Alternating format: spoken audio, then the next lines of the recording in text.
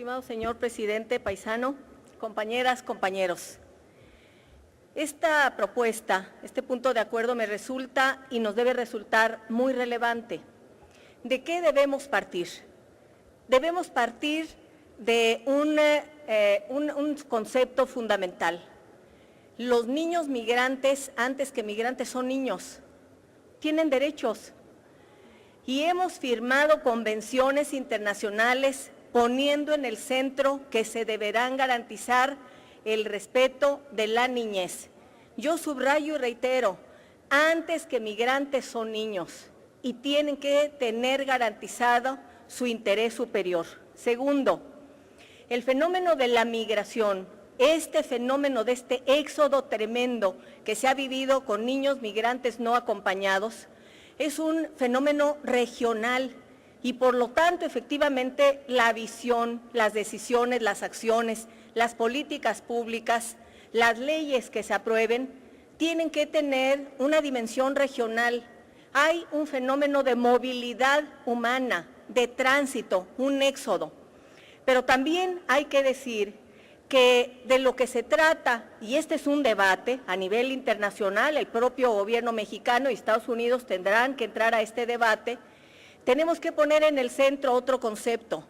No se trata cuando hablamos de niñas, niños y adolescentes, migrantes no acompañados, de un asunto de seguridad nacional.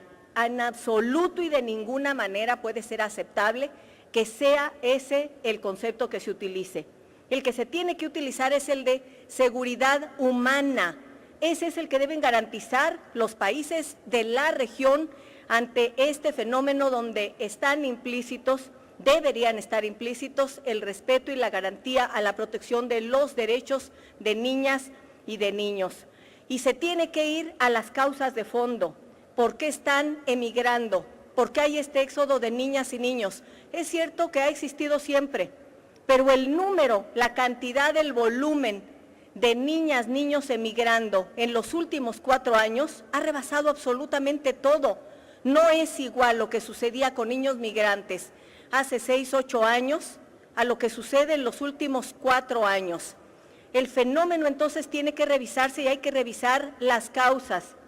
Y yo quiero subrayar algo que resulta también relevante y por eso la propuesta de una reunión de los gobernantes, de los jefes de Estado de Centroamérica, México y Estados Unidos resulta pertinente. Y quiero poner en el centro un tema que resulta muy doloroso, muy fuerte. La mayor parte de estos niños que están en este éxodo provienen de Honduras y Honduras se ha convertido en el país con más alto índice de homicidios en el planeta en los últimos 4 años. Pero paradójicamente hay que decirlo, resulta que la mayor parte de las armas que inundan nuestra región provienen de los Estados Unidos. Son armas que han cruzado y han llegado a México y han llegado a Centroamérica. No solo, sino que yo deseo subrayar que resulta increíble e insoportable, inaceptable por supuesto, que el gobernador de Texas, Rick Perry, haya decidido que vaya la Guardia Nacional para actuar frente a los niños migrantes que llegan de Centroamérica, cuando el 50% de las armas que cruzan a México y a Centroamérica fueron vendidas en Texas. Si no quiere que lleguen los migrantes, tenemos que parar la violencia y controlar el tráfico de armas y la venta de armas.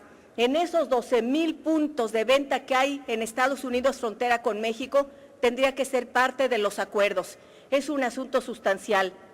El otro tiene que ver con pobreza. Esta es la región más desigual del planeta. Ya decía el obispo Solalinde, el padre Solalinde, decía haciéndole un llamado al obispo de Honduras, le decía la pobreza es tremenda en Honduras, 5 familias dominan la riqueza de ese país y los demás viven en la pobreza. Pero no dejemos de hablar de México. En México tenemos al hombre más rico del planeta. Y de este éxodo de cerca de 60,000 niños migrantes en Estados Unidos, una cuarta parte son mexicanos. Hay que ir a las causas. Tiene que haber inversión productiva, tiene que haber empleo, tiene que haber educación, tiene que garantizarse que cese la violencia. Es solo atendiendo a las causas de fondo como esto se podrá enfrentar. enfrentar y se requieren políticas públicas con una visión regional, con responsabilidad compartida. Se requieren recursos, se requiere atender aquello que obliga a la migración. Bien lo dice Héctor Aguilar Camín, querer legislar en contra de la migración, oponer grupos y corporaciones y fuerzas armadas para querer detener la migración es como querer legislar contra la ley de gravedad. Mientras las causas existan, seguirá habiendo migración. Y por eso me parece pertinente esta reunión, esta declaración que en realidad debe ser un compromiso conjunto de los gobernantes de la región. Por cierto, en la iniciativa preferente que ha enviado el presidente de la República sobre niñas, niños y adolescentes, incluye en una parte niños migrantes. Me parece interesante y hay que revisar la iniciativa, pero hay un punto en el cual yo estoy en desacuerdo. El interés superior de los niños migrantes no acompañados y adolescentes de ninguna manera lo puede determinar el Instituto Nacional de Migración. Ni siquiera en Estados Unidos está establecido así. En Estados Unidos, la Border Patrol y el ICE canalizan a los niños migrantes, termino, señor presidente, los canalizan a un procedimiento judicial en donde hay abogados y puede tardar incluso varios años la determinación de la situación de los niños. ¿Por qué? Y termino con esto. Porque frente a ellos la medida fundamental no puede ser la deportación.